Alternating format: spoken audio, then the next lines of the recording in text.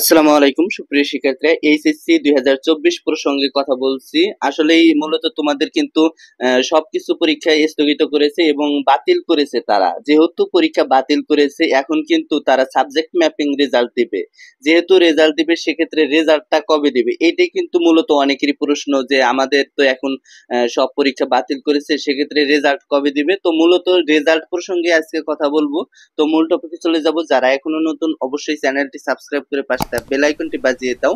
যারা Facebook page থেকে দেখতেছো, অবশ্যই ফলো দিয়ে লাইক দিবা, কারণ একটি লাইক আমাকে নতুন আপডেট দিতে উৎসাহিত করে।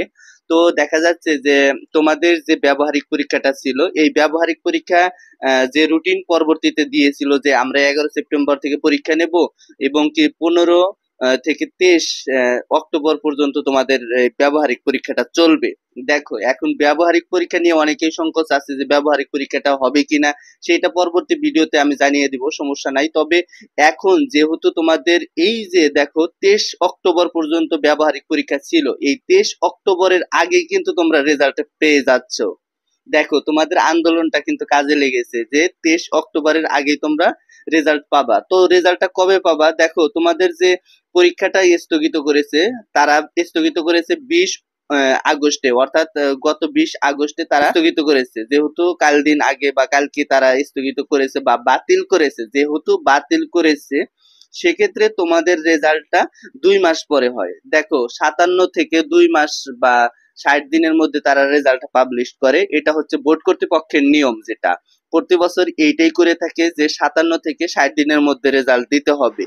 এখন প্রসঙ্গ হচ্ছে, তোমাদের ক্ষেত্রেও ভিন্নতা হবে না, তোমাদের ক্ষেত্রেও 57 থেকে 60 দিনের মধ্যে রেজাল্ট দিতে হবে। তবে কোন 57 থেকে 60 দিনের মধ্যে? দেখো, তোমাদের যেহেতু 20 আগস্টে সকল পরীক্ষা বাতিল করেছে, সেক্ষেত্রে সেপ্টেম্বরের 20 তারিখ, অক্টোবরের 20 তারিখ, অর্থাৎ অক্টোবরের 20 থেকে 25 তারিখের মধ্যেই তারা কিন্তু রেজাল্টটা পাবলিশ করবে। অর্থাৎ বলা যায় অক্টোবর মাসের শেষ সপ্তাহে তোমাদের রেজাল্টটা পাবলিশ হতে যাচ্ছে।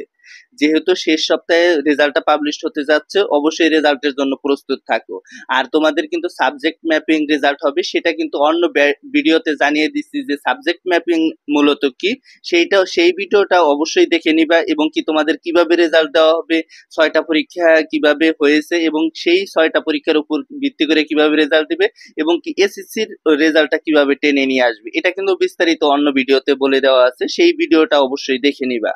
আর তোমাদের যে এই যে স্থগিত করছে বা বাতিল করছে পরীক্ষাটা, সেই পরীক্ষাটা কিন্তু আর হচ্ছে না। আর সিলেট বোর্ডের ক্ষেত্রে আমি বলবো, সিলেট বোর্ডের 6টা পরীক্ষা কিন্তু হয় না। সিলেট বোর্ডের ক্ষেত্রে ওই পরীক্ষাগুলো হইতে পারে, দেখা যায় হয় কিনা। আর রেজাল্ট অবশ্যই 20 থেকে 25 অক্টোবরের মধ্যে পাবলিশ করবে, সেটা অবশ্যই তোমাদের জানিয়ে দিবে বা জানিয়ে আমিও তোমাদের নোটিশের মাধ্যমে জানিয়ে দেবো। তো এই ছিল আজকের ভিডিওটা। সামনে কোন আপডেট চাও, অবশ্যই কমেন্ট বক্সে জানাবা। ধন্যবাদ সবাইকে।